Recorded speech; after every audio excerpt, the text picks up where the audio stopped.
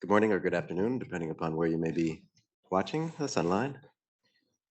I'm Adam Lupel, IPI Vice President, and it is my distinct honor to welcome you to this ministerial level event on the Kimberley Process to Eradicate Conflict Diamonds, 20 years of challenges and achievements. I'd like to first thank our partners for this event, the Republic of Botswana, who served as Kimberley Process Chair in 2022, and in particular, I'd like to thank our colleagues at the Permanent Mission of Botswana to the United Nations. The Kimberley Process is a joint initiative of governments, industry, and civil society to regulate the trade in rough-cut diamonds, in particular, to prevent the flow of diamonds that are used to finance armed conflicts aimed at undermining or overthrowing legitimate governments. Formally coming into effect in 2003 and supported by UN Security Council Resolution 1459 and UN General Assembly Resolution 5556, the Kimberley Process has established a record of some success over the past 20 years. It requires participating countries to keep records of their diamond production, export, and import, and to allow independent auditors to verify the accuracy of those records.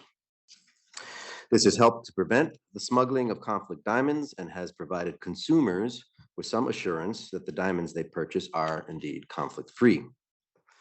The Kimberley Process has raised global awareness about the issue of conflict diamonds, although some of you might recall it may have gotten a hand for better or for worse from Leonardo DiCaprio and his Oscar-nominated role in the 2006 film Blood Diamond. And this has all led to increased demand for responsibly sourced diamonds and has encouraged diamond producers to improve their practices. The process has created a platform for dialogue among diamond producing countries, diamond traders, and civil society organizations. And over the course of 20 years, the Kimberley Process has indeed grown, expanding its membership from a handful of countries to at last count 59 participants representing 85 countries, with the European Union participating as a single member. But there's always a but. It has not been all a story of easy success. In particular, in 2011, NGO Global Witness withdrew from the Kimberley Process over grave concerns that the process was no longer effective in stopping the flow of conflict diamonds, or worse, that it provided some cover for their trade. Thus, there are increasing calls for reform. More recently, the World Diamond Council, which represents the diamond industry in the process, the Kimberley Process Civil Society Coalition, and many participating states have called specifically for an expansion of the definition of conflict diamond to protect against more contexts, types, and perpetrators of violence, and importantly, to ensure respect for human rights across the diamond value chain. And indeed, the latest Kimberley Process plenary meeting in November, under the chairmanship of Botswana, adopted a decision to form an ad hoc committee on review and reform, with this and other issues on reform on the agenda, including technical assistance, community impact, compliance, and governance, and we expect this to be welcomed by the General Assembly in the coming days. So, after 20 years, we are here to ask, is the Kimberley Process fit for purpose? How can it be improved? How can it build upon past success, address current challenges? And how can we ensure that the consensus commitment among governments, industry, and civil society to decidedly stop the flow of conflict diamonds remains strong well into the future of the 21st century, and that, to my mind, seems the most important. So as you can see, we have a very distinguished panel here to discuss all of this. First, we will hear from the Honorable Dr. Lemangeng Gwape, Foreign Minister of Botswana. Then the Honorable Winston Chitando, Minister of Mines and Mining Development from the Republic of Zimbabwe. And then UN Undersecretary General Christina Duarte, who is currently Special Advisor on Africa at the United Nations Office of the Special Advisor on Africa. But first, we will turn to Minister Guape. Please, Minister. Thank you very much, Adam, for your introduction and an overview of what we'll be discussing. Let me recognize my colleague, Winston Chitando, Minister of Mines and Mining Development of the Republic of Zimbabwe, Ms. Christine Duarte, UN Under-Secretary General and Special Advisor on Africa. Distinguished ladies and gentlemen, this year marks the 20th anniversary of the establishment of the Kimberley Process, a mechanism that is aimed at preventing the flow of conflict diamonds in the global market. Therefore, Botswana, as an outgoing chair of the KP, found it fit to collaborate with International Peace Institute in providing a platform to reflect on the successes of the mechanism as well as its challenges. As you may be aware, the Kimberley Process came into being as a response to the global outcry against blood diamonds, that is, rough diamonds used by rebel movements to finance armed conflict. At the time of the outcry, Southern African diamond-producing states, including Botswana, convened in the town of Kimberley in South Africa in May of 2000 to discuss ways to stop trade in conflict diamonds and to reaffirm their commitment to the utilization of diamond revenue for economic development. The meeting triggered a two-year process of global negotiation that resulted in the creation of the KP as a tripartite coalition consisting of government, civil society, and industry. And I should note that Botswana was actively involved in the founding of the KP due to the significance of diamonds to the country's socio-economic development. In this regard, Botswana sought to protect the reputation and viability of diamonds. We did that because it was the right thing to do. 20 years down the line, I can confidently say that it has been and continues to live up to its founding principles and promises. Currently, KP members account for over 99.8%. And that means only 1/5 of 1% of global production of rough diamonds is from outside the KP. And when you really quantify it, it's minuscule what comes outside. This is a significant milestone and a notable contribution to international peace and security. That notwithstanding the success, the KP has in recent years been facing challenges from external factors as well as from within.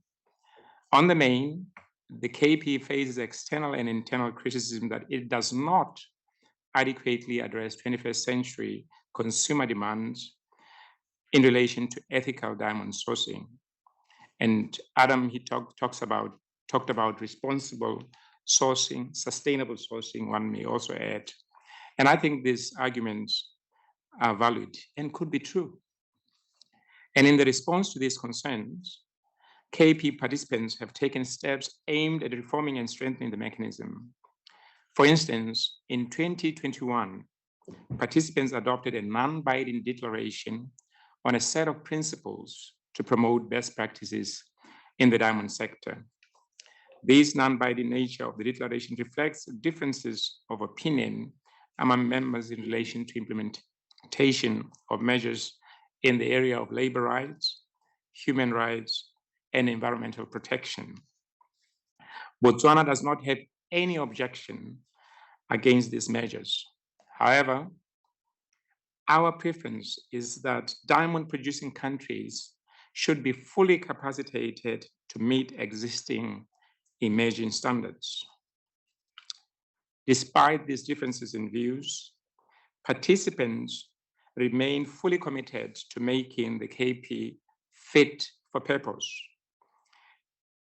In another demonstration of their commitment at the 2022 plenary meeting, participants created an ad hoc committee on review of reforms of KP, and Adam talked to that.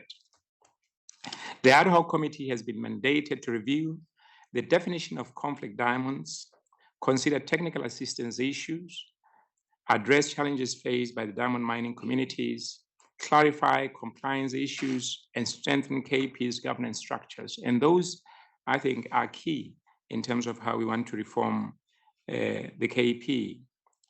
The ad hoc committee will present its progress at the intersessional and plenary in June and December of this year, respectively.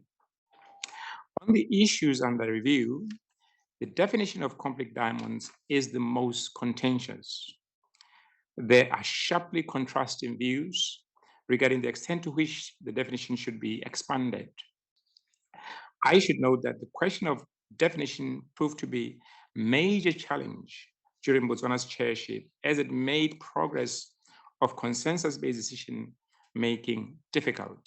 And maybe there's another subject matter that we can discuss. The situation was further compounded by current global security challenges and geopolitical rivalry, and that is known. It therefore goes without saying that the envisaged review and reform of the KP will have to address all these challenges in order for the KP to be more relevant and effective.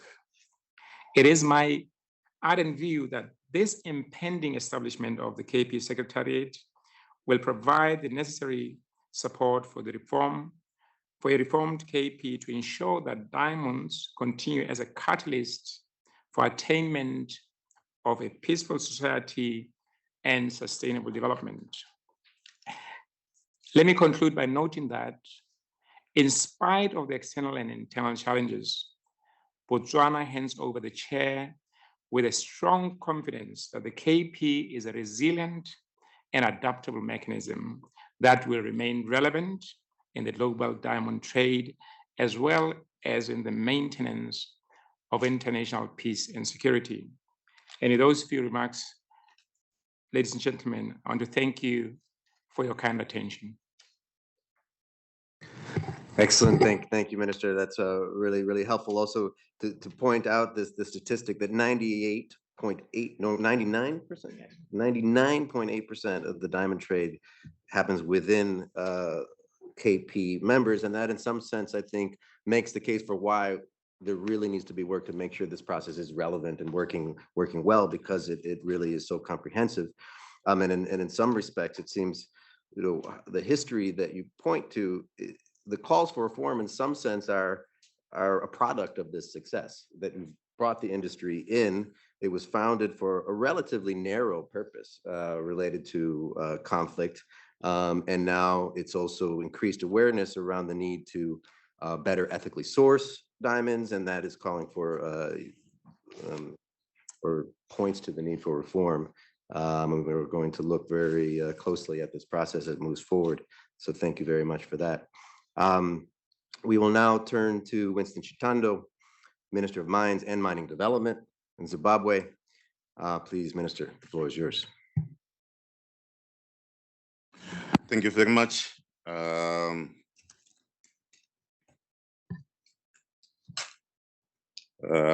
recognize you, the Director of Events, and also wish to recognize my colleague, the Minister of Foreign Affairs of the Republic of Zimbabwe, the Republic of Botswana, His Excellency,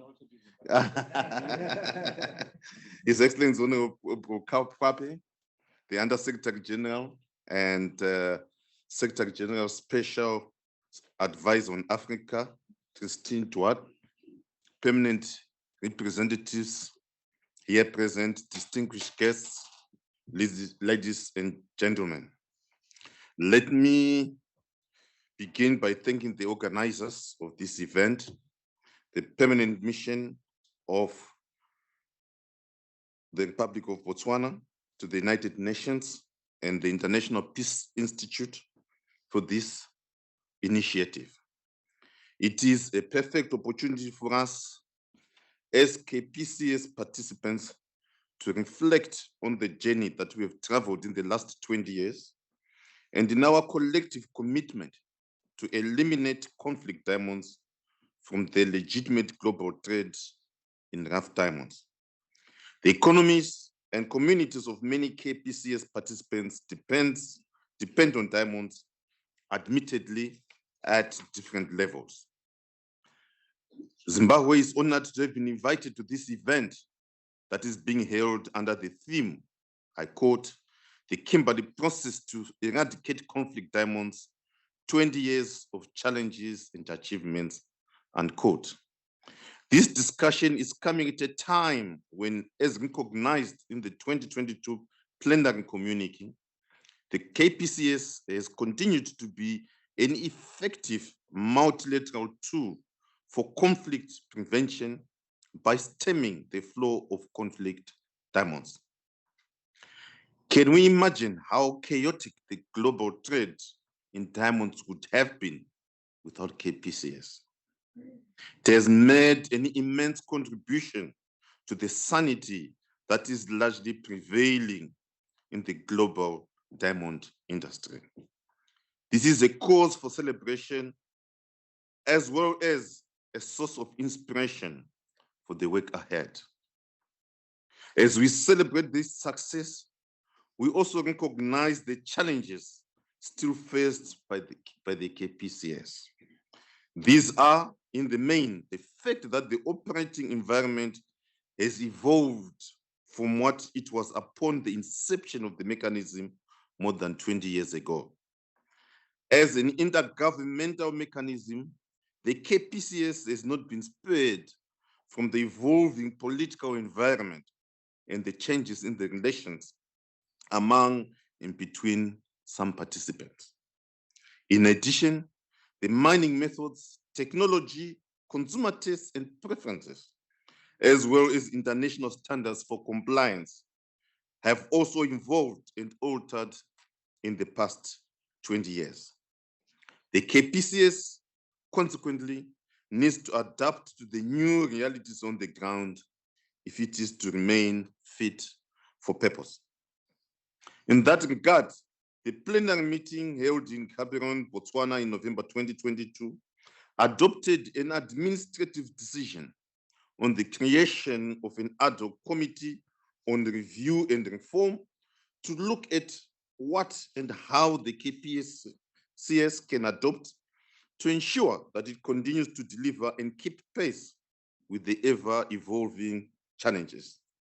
The mandate of the committee includes, inter alia, a definition of conflict diamonds, which captures the evolving nature of conflicts and the realities on the ground, strengthening the implementation of the KPCS and improving KP governance. The scope and mandate of the committee is wide and comprehensive enough to accommodate any proposals for reform that are consistent with the mandate of the KPCS. I wish to emphasize that the review and the reform process should be guided by the principle that KPCS is a unique technical mechanism, not a political or diplomatic one. The KPCS is different and separate from the United Nations or any other international or intergovernment organization. It has its own unique agenda and area of focus, founding documents, rules, and procedures. The recommendations to review and reform should therefore be informed by the need to improve the efficiency and effectiveness of the KPCS. This is what binds us together, and this is what unites us in the KPCS. Let me briefly touch on the evolution of the diamond industry in my own country and refer to how KPS has been relevant. The Zimbabwe diamond sector is indeed one of the fastest growing sectors of our economy, and we're targeting over 7 million carats by the end of 2023 from around 1.8 million carats base in 2018. The point to note in all this is that Zimbabwe diamonds are not consumed locally. Rather, the market is beyond the borders. In order for our diamonds to be accepted on the international market, they have to meet KPCS standards. In that regard, I'm happy to report that Zimbabwe hosted a very successful review visit in May 2022, acknowledged as such by the KPCS held in Gaborone in 2022.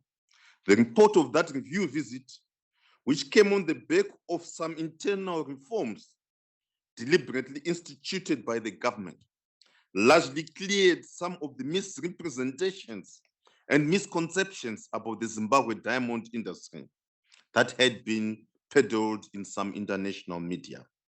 For that reason, we implore countries that have placed limitations on Zimbabwean diamonds to peruse that report, familiarize themselves with the accurate narrative of the situation, and on that basis, consider lifting the restrictions. Many other countries, such as the Central African Republic, are due to conduct review visits to assess the extent of compliance to enable their countries to continue and expand rough diamond exports for the benefit of their people and the world diamond industry in general. Finally, Zimbabwe will be honored to host all the KPCS participants and observers for the intersessional and plenary meetings of the KPCS to be held in the resort town of Victoria Falls in May and November 2023, respectively. Other than the business of the KPCS, a truly Zimbabwean hospitality awaits those coming. We are confident that the majestic Victoria Falls, the Mose Atunya in the local language, will inspire and inspire us to have very fruitful deliberations. I thank you, Director of Ceremony. Thank you, Minister, for bringing that important perspective from Zimbabwe. And I should note that you are here. You're the minister of mines, but you're also our representative from the mine industry. And in some respects, you have Minister Chitando is a seasoned executive whose experience in the mining sector goes back some 3 decades. So it comes from experience when he talks about the private sector view there. I think one of the key points that I take from your intervention is this point that the operating environment has indeed changed, and as a result, simply because of that, the KP needs to evolve itself. However, the challenge is, in some way, is that one of the changes is not just operational on the ground at the local level in which conflict dynamics has changed, but also at the political level. And you make the point that the scope of any renewal or review needs to keep in mind that the KP is a unique technical mechanism, not a political one. But in any intergovernmental space, it seems very difficult today to avoid those political questions. So in the Q&A, it'll be interesting to hear from you as Zimbabwe as chair in 2023, how some of these issues will be navigated, because I think that Zimbabwe as chair has a difficult job cut out for them in the coming year.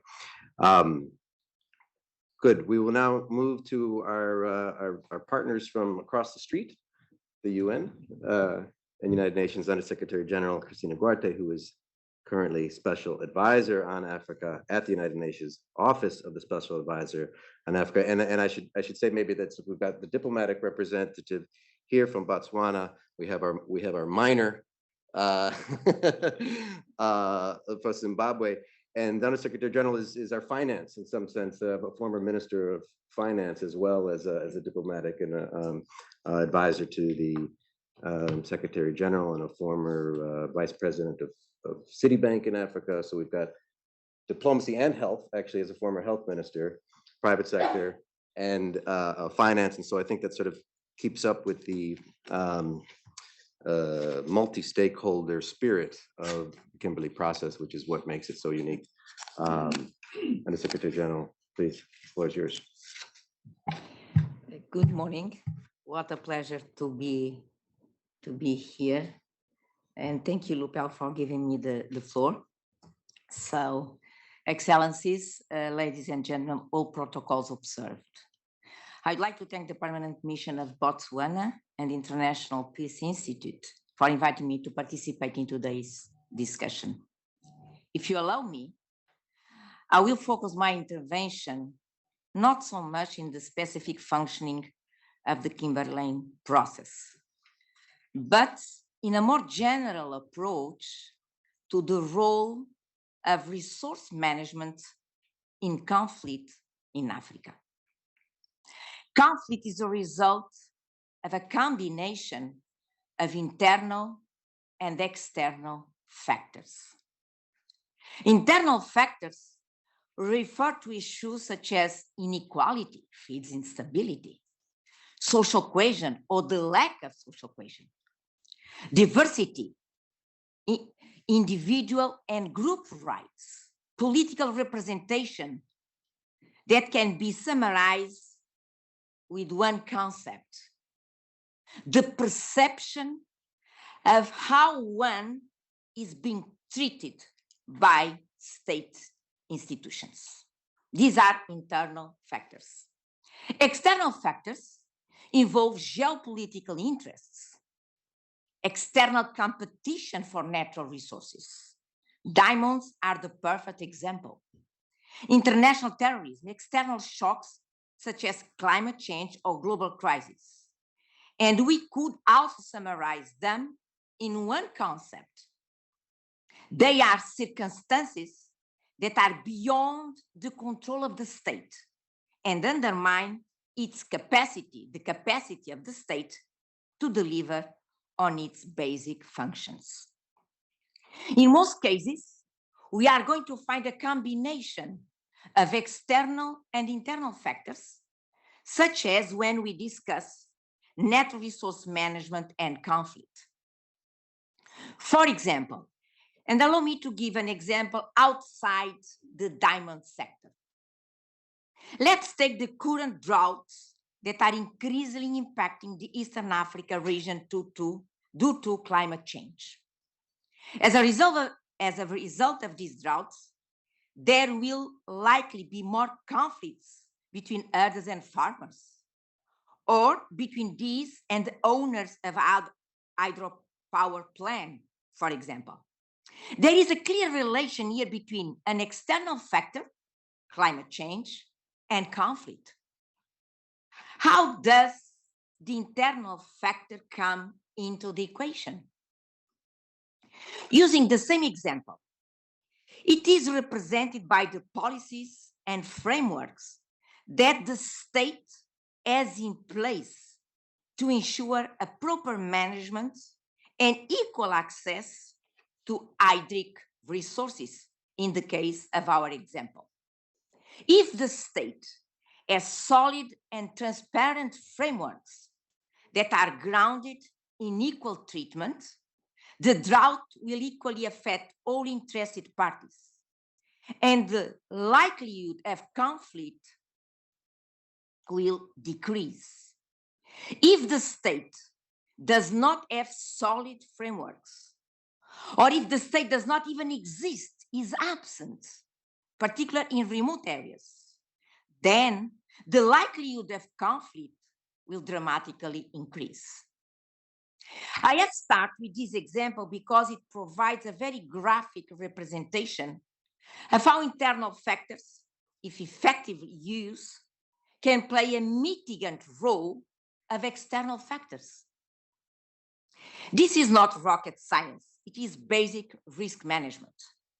The stronger, fairer, and more effective that state institutions are, the better position that they will be to manage external risks and to dilute or mitigate their impact on their population. This theory applies to all causes of conflict, including today's discussion. The exploitation and trade of diamonds is eventually an issue of natural resource management. In this case, the external factor is not climate change. It is geopolitical interests, external competition for natural resources, and in some cases, terrorism. If we go back in time and analyze the origins of the Kimberley process, it was established to prevent rebel groups from smuggling diamonds and use diamond trade for fueling their rebellion. Again, here we can see clearly both internal and external factors. The internal factors are those that were behind the uprising. The specific combinations of internal factors differ depending on the specific scenario. But generally, we could say that they had to do with access to political and economic power, inclusion versus exclusion. The external factors can be found in those who benefited from the smuggling, those who made money with the illicit trade of diamonds because they could buy them at a lower price than they would have if the states would have not been in conflict. These external factors are one of the main causes behind the so-called natural resource curse that affects many African countries and others across the world. There is no such curse. There are parties that are interested in promoting weak or even non-existent states to be able to take advantage of their weakness to plunder their resources. Again, this is not rocket science. It is a preserved application of market rules. In a market scenario, two parties negotiate and agree on a price for a product. The result of the negotiation will depend on different factors, including the relative position of each of the parties. If the seller has access to a full market, then they will be able to negotiate until they find the buyer that meets their conditions.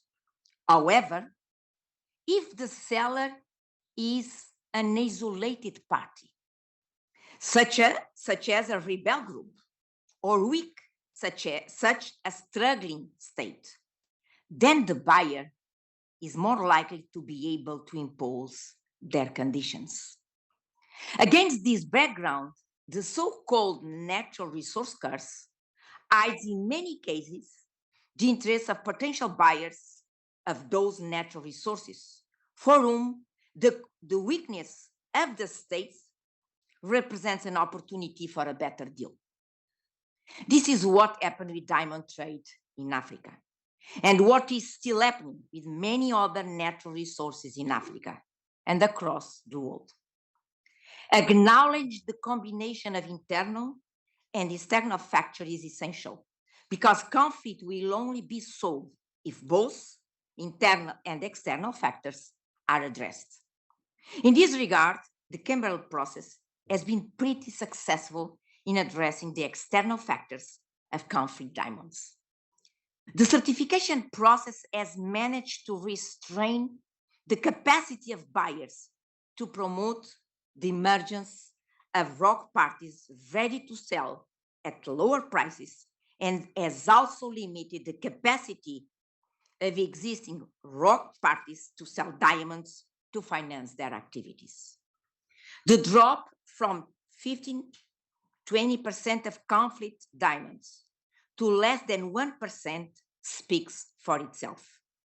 On the other hand, the Kimberley process has not addressed the internal factors of diamond trade. Not because it failed to do so, but because it was never part of its focus. These internal factors refer primarily to how diamonds are exploited and how the profits of diamond trade benefit the wider population. Most of the criticism that diamond trade faces is related to internal factors, inter alia working conditions, wealth distribution, and use that the state makes of the diamond trade profits. The question that arises then is, Should the Kimberley process be reformed to address those missing issues? Allow me to reply with another question. Why should we reinvent the wheel? In 2015, the United Nations approved the 2030 Agenda for Sustainable Development. 2 years earlier, the African Union launched Agenda 2063. Both are comprehensive roadmaps to achieve sustainable development in the continent. Both are grounded on the role of the state and institutions, SDG 16 and 17, as main drivers of development. If we focus on delivering the 2030 Agenda and Agenda 2063, if we promote strong country systems that are able to manage natural resources in a transparent, efficient, and equitable way, you'll be addressing the internal factors, not only of conflict diamonds, but of any potential source of conflict in Africa. This is a real significance of the nexus between peace, security, and development.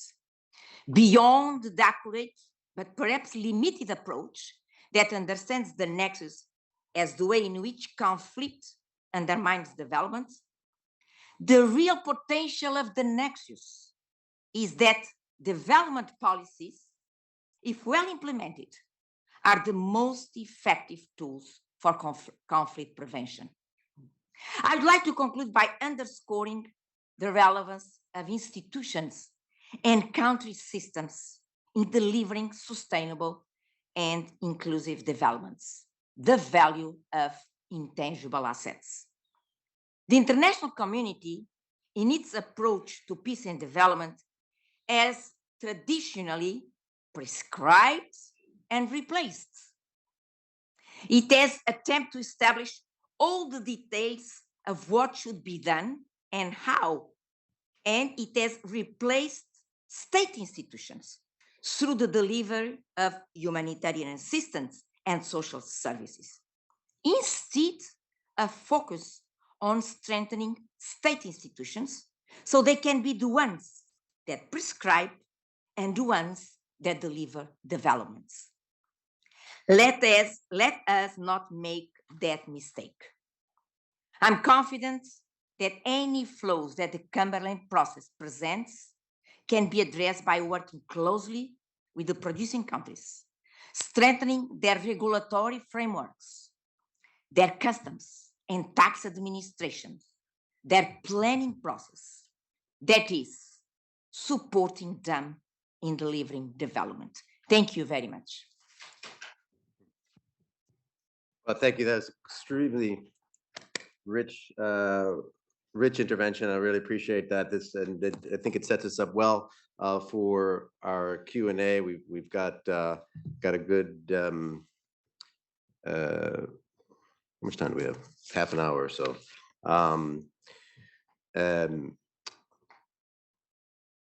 This point that you make, this analysis that you provide, and as an old political science. As a low political scientist, I appreciate your theorizing around the state and internal factors, external factors. Most conflicts are caused by a combination of the two, and often with natural resources. There's no natural resource curse. It's about proper management of equal access to the benefits of these resources. We often talk, as IPI, we're a conflict prevention organization. We often talk about the principle of horizontal inequality. It's not about poverty. It's about how resources are distributed and when that inequality gets reflected in political institutions. And as you say, this fundamental question of the perception of how one is being treated by the state, extremely important. And so this is very, I think, helpful to help us to think through how the Kimberley process can actually evolve beyond its original narrow definition in order to respond to current contexts, these rising demands for improved ethical methods of sourcing minerals and distribution of minerals. So the floor is open. I'll take questions, but if I can start with one difficult question for the panel. And we're gonna transition. I alerted our distinguished panelists that we're gonna transition to first names for this. So Lem, you said in your intervention that of all the issues under review in this process, it's this question of definitions that is most controversial. How the Kimberley process defines conflict diamonds. The original definition was quite narrow around rebel groups seeking to overthrow or undermine legitimate governments, but the operational environment has changed. And there is increased demand that all issues related to violence are incorporated into our understanding so that consumers have better assurances that their diamonds aren't tainted by blood, whether it's from a rebel group or from the state or from the private sector, wherever it may come. You know, blood runs red no matter who spills it. So it's a controversial, it's a contentious question, but I'd like to ask the panelists, both our 2022 chair and the 2023 chair, how do you expect this debate to unfold in the next year as we move to the June review, and how can we ensure that there is progress on this question? As I said, I'm starting with the most difficult question. Lem, please. Well, thank you very much. I think the Undersecretary put it succinctly when she talked about equity and equality in terms of sharing of resource and this introduction of resource curse as not sustainable in terms of how we tend to project it. I think it's quite apt, but this definition as it exists now, clearly it's not adequate. And the consumer has also changed over time. They want to know what they're buying, where it's been sourced. And so in my view, and with the understanding that this is a process, is that all these factors, even labor rights, needs to be incorporated into that, environmental protection, and even the development of local communities. And I'm going to give you an example of Botswana. In this instance, we were very fortunate with the leadership that we've had over the last 56, 7 years, that made a decision much earlier that all the minerals under the surface, all the waters in the country belong to the state. So if you have land in Botswana, you're only given the rights to the surface. If it's a farm, you can graze, you can get water, but in the event you find something while looking for water, you can be moved and adequately compensated. So all these things come into play. So in terms of the communities around the mines, they are very well aware that the resources in the whole country are for everyone. So all the money from the diamonds goes into our fiscus, and they're evenly distributed throughout the country. And that's how, as a country, we managed from being a least developed country at independence, one of the poorest, to now being an upper middle income country. So our fervent hope is that this review of the Kimberley process will really take us to a position where we can sit in a meeting and say 100% of the diamonds. Remember, we only have 2/5 of 1% that is outside the Kimberley process. So it's not really a tall order. It shouldn't be, if we can take care of the soft issues that the Honorable Christina talked to. So that is my view in terms of the definition. And I think all these things, if incorporated, and best practices, and sometimes when you talk about best practices, you wonder, where are you going to get them? Perhaps the best way is to create them yourselves. So that is my view. Thank you. Excellent, thank you. As I think I mentioned, as chair in 2023, you really are in the hot seat in this process. So please, maybe you could give us some guidance on how you expect this to unfold in the next months. Thank you very much. I think firstly, I would want to echo the comment made by my colleague, the Honorable Minister of Foreign Affairs of the Republic of Botswana, that there has been huge success from the Kimberley process. The fact that less than 1% of diamonds are being traded outside the Kimberley process, and the fact that the original objectives of the formation of the Kimberley process were met, that in itself indicates that the Kimberley process has been largely successful. But like I said in my remarks, which have been echoed also by my other two colleagues, the things have evolved over a period of time, and hence the recognition of setting up a review committee to look at the, amongst other things, the definition of conflict diamonds. I think I also ought to be a bit careful as, representing the current chair, to give expectations of what that definition is, because there is a committee which has been set up, and would want that committee to work independently and report to the Kimberley process, and then their recommendations are then discussed by all the members. So I really wouldn't want to go too much into the expectations, more so with the fact that I'm representing the chair, I'm the chair, except that there certainly is need to review that definition. And we expect that the committee, we expect that the committee will finish its work by October, and then report at the plenary. And we hope that from there on, we can come up with an administrative decision to come up with the required changes. But suffice to say, it's recognized that there ought to be changes in the definition of conflict diamonds. Thank you. Diplomatic response from the chair. Yes, Under Secretary General, do you have any? Very quickly. Africa is a continent rich in financial resources. I'm not saying natural. Our conversation that we had in your office. Allow me to give you 4 figures. As we speak, Africa loses annual 70 billion in efficient public spending, 88 billion in illicit financial flows, 46 billion in tax exemptions, and 1.3 trillion in pension funds.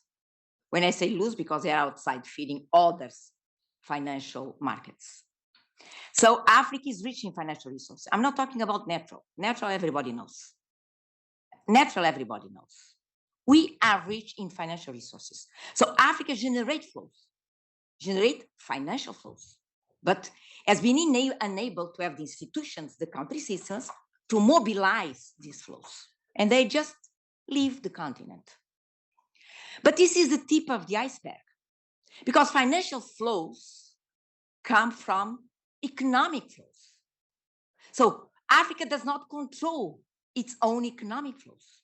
This is the reason that loses the amount of money they tie. And I do believe that, and Africa does not control its own economic flows, particularly coming from their natural resources. You name it. It can be diamonds, you name it. But I do believe that when discussing this process with a forward-looking, we need to go beyond establishing the normality from a peace and security standpoint, but you need to look the challenge that Africa needs to face: 600 million people without electricity, and the need to create 18 million jobs on an annual basis. So, and I do believe this conversation is a part of a bigger picture where we have lots of challenge to address. Thank you.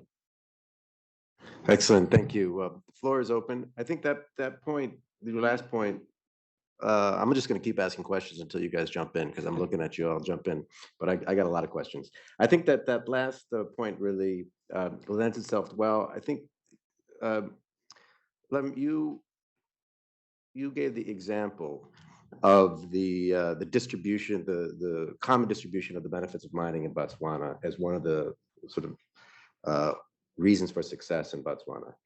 And could you say a bit more about the Kimberley process as a part of the real success of Botswana socioeconomic development in the last 20 years? In my understanding, it's played a very important role. And then how can that be applied to sort of other processes, other countries? Do you have lessons for, you said, how do you get to best practice? Well, sometimes it's best to just create it yourself. We're talking about internal, external factors. As we look to reform this process, maybe we can look internally on some of the best practices and radiate out from there. So could you tell us a little bit more about that?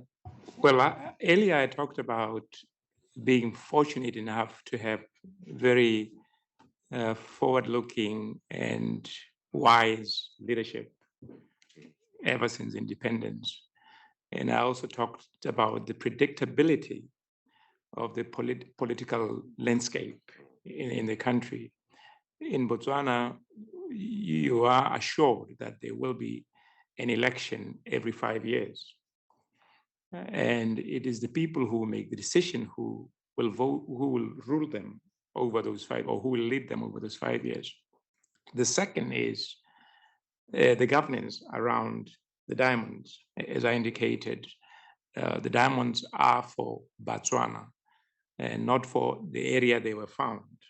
And I think because we are talking about the review, we could actually argue perhaps the best way, and I talked to what Christina said, is that if we do not review with a view to benefit all, this will continue to be an exercise in futility. So as we embark on the reforms, and I note what the incoming chair said, I think we must have this in the back of our minds, because we want this process to be successful. And I mentioned that we only have a little way to go. So in my view, those for me are critical, but not only having systems in place, but systems that work. Because sometimes you have systems on paper, but nobody ever really applies them. And that's why you'd have this disparity in a country that is resource rich. The other point that I wanted to make is, as Africans, perhaps because we've just recently deposited our instruments for the ACFTA, we could actually, even in terms of intra-African trade, leverage on that. And I think this Kimberley process scheme would be very helpful in trying to get trade, intra-trade in Africa, so that this capital outflow can be checked. And we could talk about the money that we have, not the money that we had, because it's flowing out of the country. So in my view, the review of the process should really be taking into consideration leadership, governance, and implementation thereof. Because if you don't, then, like I said, it's an exercise in futility. Can I ask one quick follow-up to that? In this process that has been so successful, the common distribution of the benefits, Kimberley Process is a multi-stakeholder process. Private sector has a very important role. How has that navigating those interests impacted Botswana's process? Often multinational corporations have other interests. How has that been handled in Botswana? Well, we have had a very good relationship with the private sector, and in this case, it's DBS. So we formed a partnership that is a 50-50 partnership, and it has worked for us over the years. Perhaps it's the best that is available out there. As you may be aware, we are in the middle of negotiation with Botswana. Like any relationship, there comes a time when you negotiate. And while the negotiations, I won't get into the details of the negotiations, but suffice to say that we want an agreement that will give us the maximum benefit that we can get. And that's where we are at. But all in all, this has been a very successful relationship with De Beers. Thank you. We have one question from the floor, and I have one question here from our webinar. Please, in the front row, there's a microphone here, and please introduce yourself for the Okay. virtual audience. This is a wonderful panel. So my name is Dr. Judy Kuriansky. I'm the policy advisor for the ambassador of Sierra Leone. And we are thinking about developing a community program. And I heard you, Minister Kwapi, use the word community. So my question is, how could the Kimberley process, which is way up here in sort of policy things and peace and development, protect, for example, the women we are thinking of serving, but with a polishing and cutting training program in order to build the community and bring the money back into the community? So and being a minister of health, I think you would resonate with that question. Excellent, thank you. Question about communities, and I've noticed that I mean, this is actually on the agenda of the reform. If I'm reading here, that the administrative decision notes that the structural review of the KP with a view to addressing challenges facing communities impacted by diamond mining activities. So this is something that is on the agenda for reform. I'd like to just, if there's, collect one more question. If there's anyone on the floor, yes, Mr. Mehta, yeah. Thanks very much indeed. My name is Manik Mehta. I'm a syndicated journalist. My question goes to the Honorable Minister of Botswana, who spoke about sustainable sourcing. Could you please elaborate that? And how do you oversee that diamonds that are being traded are not the so-called blood diamonds or conflict diamonds? Thank you. Thank you. And we have one question from our webinar, so that it's not all on LEM here. We've got one for Zimbabwe, and you touched a little bit on this question in your remarks, but I'd give you an opportunity to elaborate. And the question comes from Iman Adher. There's not a affiliation, and they ask, how can the Kimberley process reconcile with bilateral sanctions on diamond producing countries? This is an issue, case in point with Zimbabwe, that are imposed by countries such as the US and the EU. What is the process to reconcile bilateral, multilateral sanctions and the Kimberley process? And that's directed towards to Winston. So we've got the question on sanctions, questions on communities, and question on sustainable sourcing. And we'll turn, Winston, you want to take the floor first? A question about sanctions. Thank you very much, and I thank the colleague for the question which has been asked.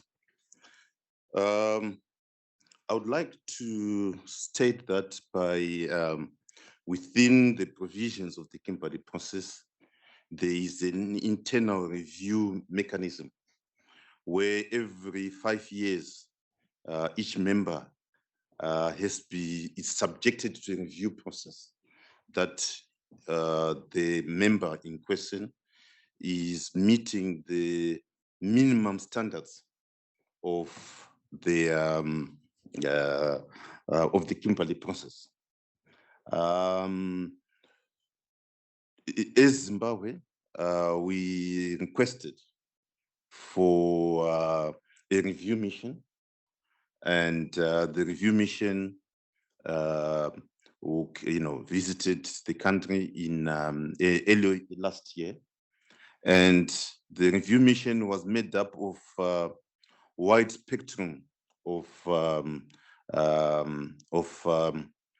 participants, which included the United States, the United Kingdom, EU, World Diamond Council, and a few other countries. it was quite a fairly large contingent which came for the review. And they visited, as is usual with most reviews, all our operating entities.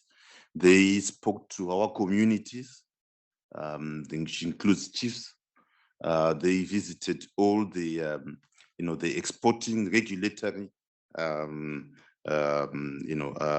aspects of the operations. And the report was actually extremely good, to the extent that when it was presented, firstly at the intersessional in Botswana, there was a lot of appreciation of what the review mission or review team, what they noted. And that report was then endorsed at the plenary in Gaborone in November last year.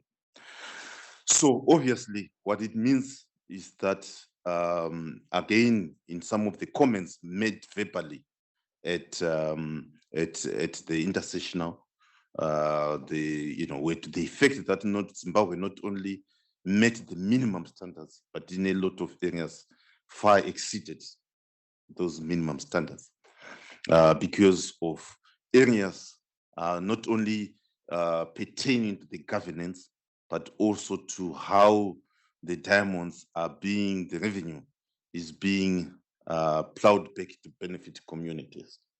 So I'll not go into the detail, but suffice to say, with that, and have been subjected to that review by the Kimberley Process family, obviously would like to ensure that our diamonds can be sold anywhere else in the world, because they've been subjected to a review mechanism under a recognized process. So hence, in the statement I made earlier on, was to the effect that please would request that we take the opportunity to request that any restrictions in any jurisdictions on our diamonds being sold be lifted, because they have been subjected to a process to ensure that they are not only KPC compliant, but far exceeds the minimum requirements. I thank you. I think this in some sense raises your points to your earlier point about the distinction between the Kimberley process as a technical process, non-intergovernmental in the sense of diplomatic, or rather non-political, for if that is its aspiration, when at the time, so you have the EU and the US participating in this internal review process, if I understand, and agreeing with it, while at the same time the EU actually renewed sanctions in 2022. So there's sort of a contradiction there that maybe will be part of the discussion of the reform process about how to navigate that contradiction and how to resolve it. But it's a difficult challenge, it seems. But it also, I think, gets towards this second question about the impact of communities, and how the Kimberley process, as it evolves, can ensure that impacted communities are getting the benefit of this natural resource and not being victimized. And that's Well, maybe the best way to answer this question is to give an example. In the richest mine in the whole world, Joanne mine, before the mine, it used to be a farm or a grazing land. And one of the people that were grazing in that land is the current president's father.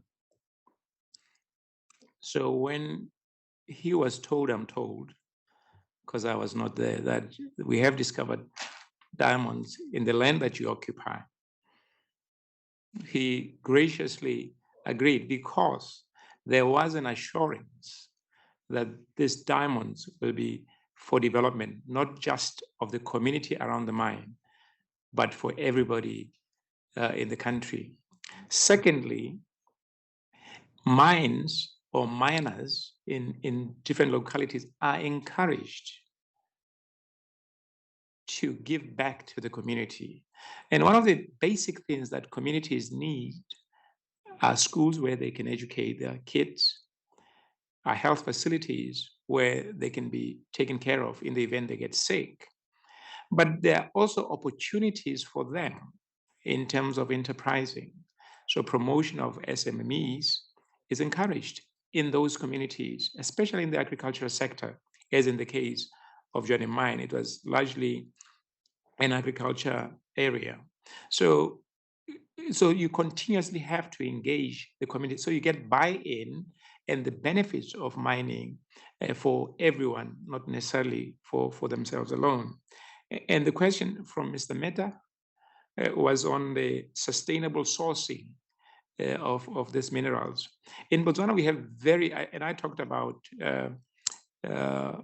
systems, and I also talked about governance. So we have very stringent systems in place. I have with me in the room the gentleman who is in charge of the Kimberley Process in Botswana, who has a lot of experience in mining. But what ensues before mining can take place? First, you have to go through many hoops that you must really jump. And one of those is the environmental impact assessment, which is extremely stringent. And that talks to making sure that it is healthy to work in those mines, and the way you are going to mine will be sustainable, and there is provision post-mining of rehabilitation of that area. So those are some of the processes that are put in place and that are followed to the letter. I do not have the statistics with me, but mines in Botswana are one of the safest mines to mine in. And I'm going to digress a bit. There's actually an ongoing application for a license for mining of manganese, and it's taken over 3 years. That talks to how stringent the process is to make sure that the resource are sustainably extracted and that they will be of benefit to the communities that they're mined in. And we've even introduced another element. We want value addition to be done in situ so that people do not export just rough in terms of diamonds, because there is a lot more value when you have added value in the country. So in Botswana, in the diamond space, that's the direction that we're moving. We want value addition in Botswana so that we can create jobs for Botswana and we can get the maximum value out of our diamonds. Thank you. Excellent, thank you. We could have one more round of questions if there's other questions from the floor. I have one more question online, but then we'll turn to the panelists for final remarks, and I'll come here and move and give the Undersecretary General the final word. Any last chance for any questions from the floor? Yes, please. Floor is yours. Professor Dana York, and I represent myself as the wife of Thomas Gass, which is a lawyer that comes often to IPI. But also I'm the president of the European Medical Laser Association, and I had the great chance to go to Africa, to Tanzania first, and then to Uganda, to Kenya, to South Africa, and to Namibia. What I noticed was the admiration for Botswana's justice system, how wonderful it is, and thanks to that is the success of Botswana's mining, and that's why Botswana is the mecca of diamonds today.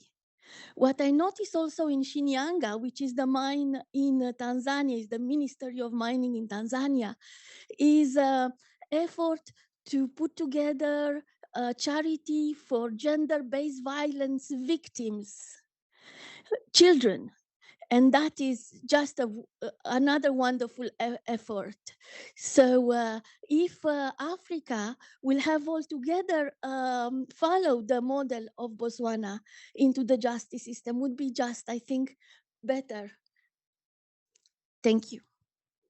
That was her question, but praise for Botswana at the end there. That's wonderful. Yes, please. Hello, I'm Sarah Sachi, CEO of Bright Rock & Co., specialized in natural resources governance for Africa. And I think what I'd like to say today is congratulations to Zimbabwe to be here today. I think it's a great milestone step that you took this year by being the chair of the Kimberley Process.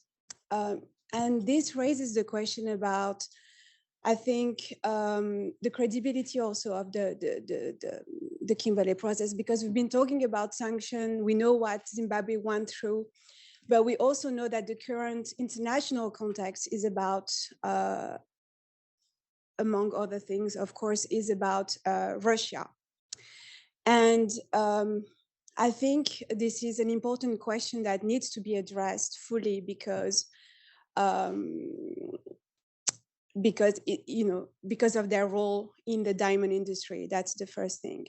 And secondly, I just wanted to add that I went to Africa, not to that kind of beautiful places. I mean, not that they're not beautiful, but I went to the Central African Republic, where I was in charge actually of the Kimberley Process for certain private companies, but also to Sierra Leone.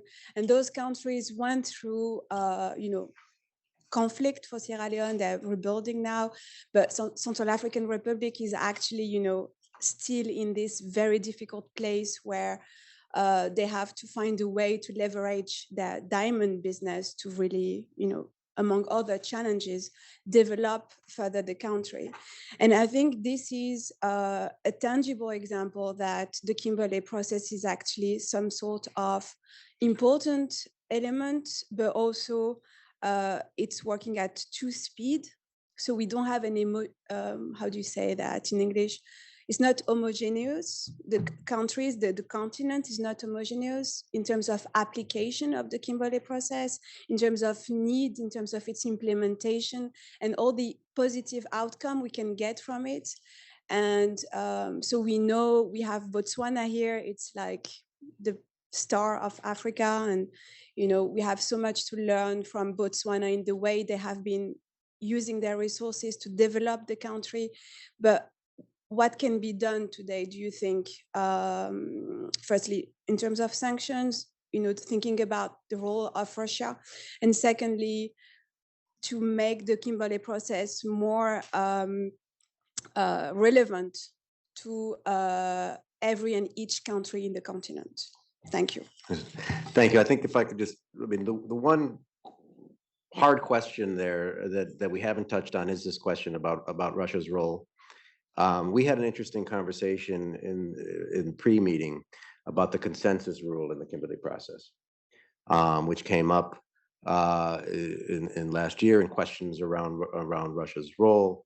And I think this is something that will be on the agenda in terms of governance, decision-making for the Kimberley Process moving forward. And so I'd like to maybe rephrase that question there is, how does the consensus rule operate within the Kimberley Process, and to what extent is it a challenge for moving forward, and how can it be addressed? And also just sort of pegging on your question, another question from the webinar, you asked the question of how can the Kimberley Process be adapted to other conflict environments, and I think it's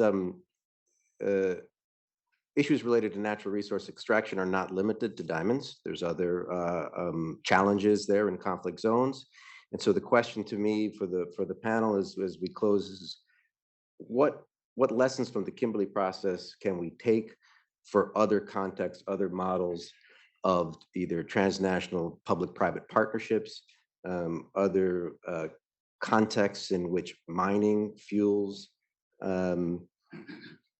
violence against civilians or conflict, Are there lessons that we can take to replicate this model elsewhere as we move forward? And then we'll use those big questions to also give the panelists an opportunity to wrap up. Minister? Oh, okay. So we'll go to the right to the left. Okay, thank you very much.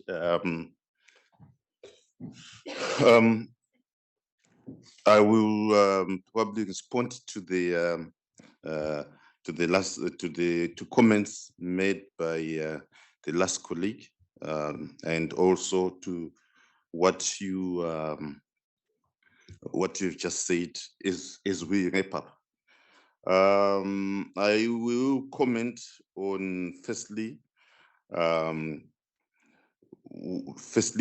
Zimbabwe, and then secondly on the specific questions which you have put across. Just want to end up by wrapping up and talk about Zimbabwe and what's happening in the mining space. And to state that at the onset of the Second Republic, at the end of 2017, that time Zimbabwe had a 2.7 billion United States mining industry, and His Excellency the President came up with a 2030 vision for Zimbabwe to be a middle-income economy. And I'm sure we all know that the middle-income economy is a function of the income per capita.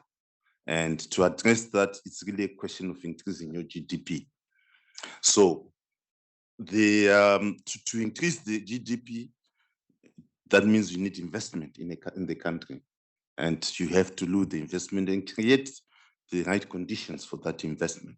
So His Excellency, the President Mnangagwa, came up with a Zimbabwe's open for business mantra. And the Zimbabwe open for business mantra, the whole purpose was to enable that to create an upper middle income economy by the year 2030. As a milestone, the mining industry was then tasked to grow from a 2.7 billion mining industry to a 12 billion by the end of 2023, which is around a 340% increase. And I'm glad to state that we are on course to achieve that milestone. And it's really, from a mining industry perspective, it's fairly unprecedented to have such a huge increase in 5 years. And this has come up from a number of things. Firstly, from existing producers, and secondly, from new foreign investment. And really one of the largest parameters of the state of any mining industry are existing investors.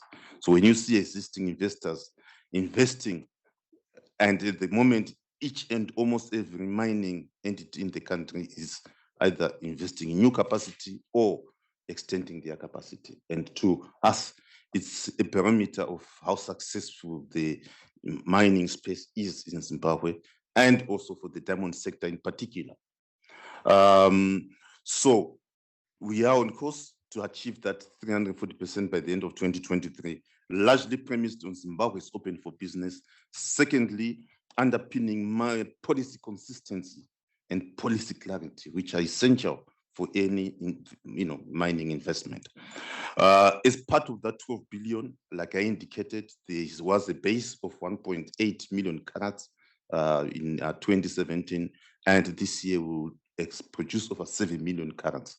And to have, again, the projection is that we will be going to over 10 million carats as part of the growth of as we move towards the 2030 vision. And again, in terms of the governance and in terms of giving back to the communities, there is a legal framework whereby in terms of all operations mining operations. There's a structure where there's money which flows to central government, money flows to local authorities, and there is a legal framework which supports that.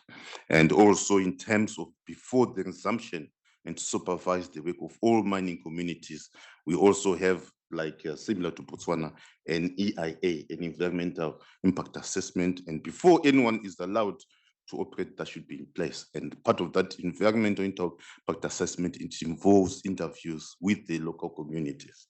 So again, just really a bit of synopsis of the mining industry in Zimbabwe. And secondly, in terms of the the questions which are, how do the consensus rule operate and to what extent can it be improved? And what lessons on the KP which can be adopted to other issues beyond diamonds?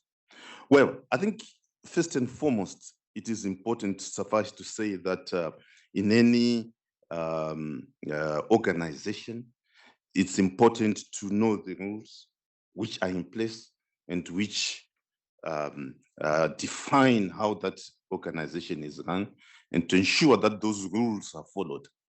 Otherwise, the organization does not work. And the Kimberley process, we do have rules. Those rules are the rules which have been there at the onset of the Kimberley process. And there is a mechanism on how those rules can be changed, how those rules can be improved. And what has made the Kimberley process a success, and from the statistics which reflect of whereby we now have less 1% of total diamond production outside the Kimberley process, is the fact that rules have been defined and rules have been followed. And it's not easy to, in any setup where you have 2, 3, 4 people, including in a home, to have consensus. It's not easy. More so when you have large numbers of people. But at the end of the day, for as long as the rules are very clear and we follow the rules, then we will succeed. And yes, like in any organization where you need consensus, it's never easy. I said, even in 2 people, 2 friends in a home, it's not easy where you have 2 people to have consensus. More so when you have more people. But what is important is to say where you have an entity with defined and signed rules, that you follow those rules. And where you recognize that the rules need to be strengthened, you follow the process which is outlined in the rules for the strengthening of those rules. And hence, the Kimberley process recognizes, the Kimberley process family has recognized over the years that there's need to change the rules, there's need to strengthen the rules to take into account the evolving nature, not only of the geopolitical order, but also in terms of the consumer expectations and also from the realities of the operators.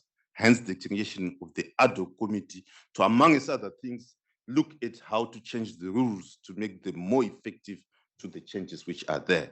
So there is a committee, very experienced committee, and like I said earlier on, I really would not want to dwell and say, maybe we expect you to do that or not to do that. More so as chair, it probably would be very unfair for me to do that. But secondly, as to what lessons can be adapted for other events, products beyond the diamonds, I think, yes, the Kimberley process has been a huge success. And certainly that model can be replicated. And the way I see it is to define, to say, for any particular product, for any particular line of business, what is the problem? What do we want to solve? Once you define what the problem is for that particular aspect, is to then say, this is the problem, how do you want to solve, what do we want to solve? You then work backwards to say, how do we constitute the people who are part of that family, and what are the rules? You then define the rules, and for as long as the rules are clear, I think it will be a success. I thank you. Thank you. Spoken like a true chair of a process. We have rules need to be followed. We recognize that there needs to be rules need to be strengthened, reformed, and we have we have rules to follow that process in order to change the rules. So that's the current chair. The outgoing chair or last year's chair maybe has some more leeway to speak to. Do these rules need to be changed? Well, I'll talk to the question that you amalgamated on the consensus rule. But before I do that, I just want to, maybe as a way of closing, say that Botswana has been very fortunate to be counted amongst the trailblazers in the space. And sometimes people associate that with luck. We don't. We think it was deliberate. The leadership was always keen to make sure that we get the best value, not only for certain individuals, but for the whole community. That's why today Botswana is ranked #1 producer of diamond by value. But that notwithstanding, there is much more in terms of diamonds in Africa that we could, as Africans, benefit from. So I have 3 things that I want to conclude by. I believe that KP is our institution. It must be a vehicle for peace and sustainable development. I think we must never lose sight of that. Secondly, we must commit to responsible and sustainable extraction of our minerals. Third, and finally, we need both political and technical to converge and make KP a model for other resources that are abundant in Africa. And finally, and most contentious issues I know, is the issue of reforms. I think the ongoing reforms must be instituted forthwith. And I understand there's a process that is ongoing. And during those reforms, because we've been talking about this consensus rule, I think it must be looked into procedurally to make sure that it is something that works for us as members of the KP. Those are my closing remarks, and I want to thank my fellow panelists for being here today, and everybody else. Thank you. Excellent. Thank you, Minister. Christina? Thank you. Thank you very much. I think after COVID-19 and the lack of solidarity from a vaccine standpoint, after climate change mitigation, adaptation, the billions of dollars that each COP put on the table and they are not delivered. And now, after the negative impacts of the Ukrainian war, I do believe that these disruptions from an African standpoint should be approached as opportunities. We have no alternative. And trying to find a starting point, I do believe that one of them, not the only one, but one of them is the need to change the business model of natural resource management in Africa. We need to change it. And energy is an example. Africa has been a dark continent for the past 60 years, and we have all energy sources. I hope that will not be a dark continent for the next 60 years. So going back to natural resource management, it's critical because natural resource management, as my dear brother from Botswana mentioned, is an opportunity for start increasing domestic value creation. We need to move the needle in the global value chains. The needle is too close to the bottom. It cannot be. Africa needs value. Otherwise, we'll not be able to address the challenge. So the natural resource management and the revision of the business model should be driven by the imperative to increase domestic value creation. And this is critical for Africa to gain policy space. we need to gain in the next 5 years, we need to increase in a dramatic way Africa's policy space. So down the road, from a Minister of Finance standpoint, allow me to speak now as a Minister of Finance, the only way you decide how to finance your deficits is if you have policy space. If you don't have, you cannot decide how to finance your deficit. And the day a country cannot decide how to finance its own deficit is in the wrong side of the road. Because there is no other way to approach it. And this is critical for Africa for we to increase or to enjoy or to exercise higher levels of ownership, as I mentioned, of our economic flows. And of course, to do that, we need to build effective, and I put the word effective country systems. Allow me to give the example of Cape Verde. Cape Verde, we have nothing, by the way. We have nothing. We have no population. We are a neighborhood in New York, not more. We have no land. We are 4,000 square kilometers. We are more sea than land. We have no water. We take water from the sea. So we have no market, no commodity, you name it. When you start our journey in 75, GDP per capita was $190, not more, nothing. And the history of famines, the last famine was in 1947. 30% of the population died. Not 1%, 30% of the population died. And in 2008, we have been graduated to a middle income country. 3,800 GDP per capita. Policy and institutional driven. At the end of the day, institutions do matter. And if you want to transform natural resource and domestic value creation, to gain policy space, to decide how to finance your deficit, to increase the level of ownership of your economic flows and drive your destiny, we need to pay attention to institutions. And I close here. Thank you. Fantastic. I I won't try to say anything more because that is such a excellent conclusion to this whole event. And I would just add, just to echo what Lem said, is that as we look at the next 20 years of the Kimberley process, we must stay focused that the Kimberley process must be a vehicle for peace and sustainable development. And that is something that I think we all can agree upon. This has been a very rich discussion.